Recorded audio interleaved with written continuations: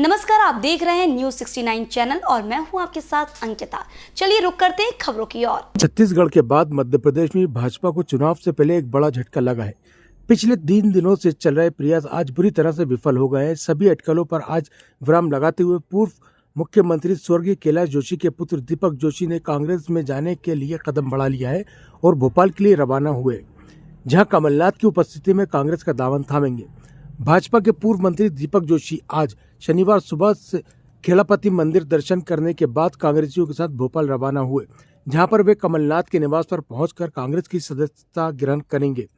आपको बता दें कि भाजपा के पूर्व मंत्री दीपक जोशी के घर सुबह से ही कांग्रेस जनों का तांता लगा रहा और उनका स्वागत चलता रहा। इसी कड़ी में उन्होंने भगवान परशुराम का परसा और उनके पिता की तस्वीर साथ में ली और भोपाल के लिए रवाना हुए। दीपक जोशी ने बताया, भाजपा अब भूमाफिया और भ्रष्टाचारियों का अड्डा हो गया है, जिसको लेकर मैंने आवाज भी उठाई, लेकिन कहीं ना कहीं मेरी आवाज को दबा दिया गया। वहीं मेरे पिता के टाइम कमलनाथ जी ने बिना सोचे समझे जमीन आवंटित की थी और उसका सम्मान भी रखा था। उसी को देखते हुए मैं अब कांग्रेस पार्टी में शामिल होने जा रहा हूं और ऐसी भ्रष्टाचार वाली पार्टी को उखाड़ने का काम भी शुरू करूंगा। दीपक जोशी ने कहा, शिवराज सिंह चौहान भले ही मुझे अपना छोटा भाई माने, लेकिन मैं उन्हें अपना बड़ा भाई नहीं मानता। मुझे इतने लॉलीपॉप दिखाएं, लॉलीपॉप मैंने खाई तो नहीं, लेकिन लॉलीपॉप देख देख कर मेरा शुगर लेवल बढ़ गया है और लगता है अब शुगर लेवल घटाने का समय आ गया है। इसीलिए मैं शिष्टाचार वाली पार्टी, जिसने अपने शिष्टाचार को माननीय कमलनाथ के नेतृत्व में निभाया, और उसमें जाऊंगा। देवास से न्यूज 69 के लिए अभिषेक सोनी की रिपोर्ट। परिवार में पैदा हो, अगर पूंजीपति परिवार में पैदा हो तो पूंजी बढ़ाने की उनकी जिम्मेदारी है, नैतिक जिम्मेदारी उनके लड़के की नैतिक जिम्मेदारी। मेरे पिताजी ने मुझे विरासत में कुछ नहीं दिया। ये 3 कमरे का मकान उन्होंने विरासत में दिया था। जो जमीन उनके पास 20 बीघा पैतृक थी, उस 20 बीघा जमीन को 2 भाइयों में 10-10 बीघा में बांट दिया। इसके अलावा ना गाड़ी दिया, ना घोड़ा दिया, ना बैंक बैलेंस दिया। आज उस पिताजी की विरासत को मैं ये कह सकता हूँ कि मेरे पास ईमानदारी के सिवा कुछ नहीं है।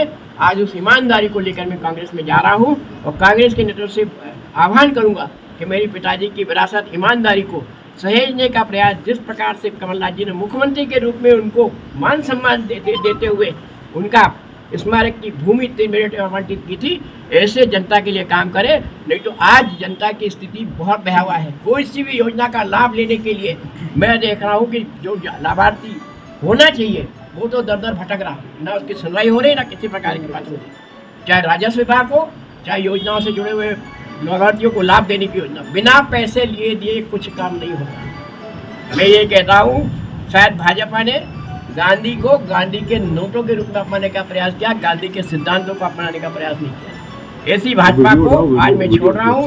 मेरी बड़ी बहन ने आज मुझे आशीर्वाद दिया है और कहा है कि इस लड़ाई में हम साथ हैं।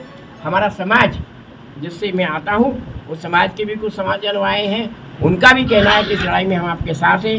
देवास के बहुत से प्रतिष्ठित लोग, मेरी पार्टी से जुड़े हुए लोग, बहुत ने कहा कि हमारी भूमिका भीष्म और द्रोण की हो सकती है, लेकिन आशीर्वाद आपके साथ रहेगा। आप इस आशीर्वाद को लेकर अपने नए काम को मुकाम अंजाम दें। इसके लिए मैं आज अपने घर से बाहर निकल रहा हूँ। माननीय मनोज राजानी जी के साथ मैं खेड़ापति, जो हमारे इष्ट देव हैं देवास के, उनके दर्शन करने के बाद भोपाल जाकर प्रदेश कांग्रेस कमेटी के पास हमारी कुछ आदिवासी बंधु बागली से आ रहे, कुछ हटपुटिया क्षेत्र के, हम सब लोग मिलकर वहाँ से, क्योंकि जोशी जी सुचिता के साथ साथ सादगी के प्रतीक रहे, सादगी स्वरूप न फटाके, न ढोल, न धमाके, उनके बिना हम पैदल ही वहाँ से लगभग 1 किलोमीटर का मार्ग पार पूरा करेंगे और माननीय प्रधानमंत्री माननीय शिवराज अपने कमलनाथ जी के हाथों सदस्यता करेंगे। मेरे रघुनंदन जी मेरे हमेशा आदर्श रहे, बड़े रहे। पिछली बार उन्होंने मुझे सौगंध डाली थी, कैलाश जी आए थे और रघुनंदन जी ने मेरी सौगंध डाली थी। मैं इस कारण से उसमें नहीं गया था। आज अभी भी मेरे साथ सब लोग आए और मैं तो ये कहूँगा कि इतने लॉलीपॉप मुझे दिखाया कि लॉलीपॉप मैंने खाई तो नहीं, लेकिन लॉलीपॉप देख देख के मेरे शुगर का लेवल बढ़ गया और मुझे लगता है कि अब शुगर लेवल को घटाने के लिए हम एक शिष्टाचार वाली पार्टी, जिसने अपने शिष्टाचार को माननीय कमलनाथ जी के नेतृत्व में निभाया, उसमें मैं जाऊँ। कल ओमकारेश्वर में मुख्यमंत्री ने बोला दीपक मेरे छोटे भाई हैं और राजनीति में ऐसा होता रहता है। देखिए, अगर शिवराज जी छोटा भाई मान रहे तो माने, लेकिन मैं उनको बड़ा भाई कदापि नहीं मानता। ठीक, धन्यवाद। देखिए, मेरा कहना कि सत्यन जी और शेखावत जी की बराबरी में तो कर नहीं सकता, लेकिन मुखर आप हो गए पार्टी के खिलाफ। अपनी आवाज को पार्टी की आवाज बनाया था। उनने बहुत से कवि सम्मेलन इसलिए छोड़ दी कि पार्टी की सभा करना। उन्होंने मुझे भी डांट दी, मैं मानता हूँ, लेकिन मित्र स्वरूप होने के कारण उनकी डांट मुझे स्वीकार है। आज पार्टी जिस भटकाव की तरफ जा रही है उस भटकाव से पार्टी के बड़े लोगों को निकालना चाहिए। जैसा कैलाश विजयवर्गीय जी ने कहा है वो सत्यता कहीं न कहीं आगामी चुनाव में देखने को मिलेगी। और मैं तो ये कहता हूँ आगामी चुनाव भ्रष्टाचार विरुद्ध शिष्टाचार होगा, क्योंकि कमलनाथ जी ने शिष्टाचार निभाया, इन्होंने भ्रष्टाचार को। क्या मानते हैं भाजपा को हराएगी इसका? बिल्कुल भाजपा को नहीं, मैं तो कह रहा हूं जनता भी भाजपा को। आपने ये भी कहा कि भाजपा में कई जो भ्रष्टाचार हुआ उसमें कई लोग जिम्मेदार जो है उसमें लिप्त है, कौन जिम्मेदार है? और आपने नाम नहीं बताया हर बार। मैं कह रहा हूँ पार्षद से लेकर सीएमओ तक, आखिरी सवाल है, मतलब मुख्यमंत्री कार्यालय तक। पिछले 5 दिनों से मुख्यमंत्री लगातार आपके निशाने पर है, वजह बताएं क्या? देखिए, मुख्यमंत्री वो व्यक्ति है जिसको मैं 2 साल से लगातार आगाह करता रहा कि मेरे पिताजी का स्मारक बनेंगे, पिताजी का स्मारक बनेंगे। वो स्मारक तो नहीं बना, लेकिन मुख्यमंत्री के रूप में, पूर्व मुख्यमंत्री के रूप में शिवराज सिंह चौहान ने जो 12-15 महीने मुख्यमंत्री निवास के बिना गुजारे, जिस आवास में जो उन्हें एक्स मुख्यमंत्री के रूप में मिलता है 74 बंगले में, मैं भी 74 बंगले में 30-35 साल रहा हूँ। इतना बड़ा आवास है कि जिसमें आराम से एक परिवार पूरी राजनीति करते। मेरे पिता तो वहीं से मंत्रिमंडल में रहे, प्रदेश के अध्यक्ष रहे, राज्यसभा सांसद रहे, लोकसभा सांसद रहे, नेता प्रतिपक्ष रहे, वो उन्होंने वहाँ काम कर लिया। लेकिन शिवराज जी को मकान छोटा लगा, उनको लगता नींदें नहीं आई, तो उन्होंने नंद कुमार सिंह जी चौहान जो मेरे मार्गदर्शक हैं, मेरे गुरु हैं, मेरे प्रणेता, मेरे राजनीति में पिताजी नहीं लाए, मुझे राजनीति में काम करना सिखाया तो नंद कुमार सिंह जी चौहान। और मैं तो ये भी कहूँगा, सार्वजनिक रूप से स्वीकार करूँगा कि नंद कुमार सिंह चौहान मेरे पिताजी के सही मायने में उत्तराधिकारी थे।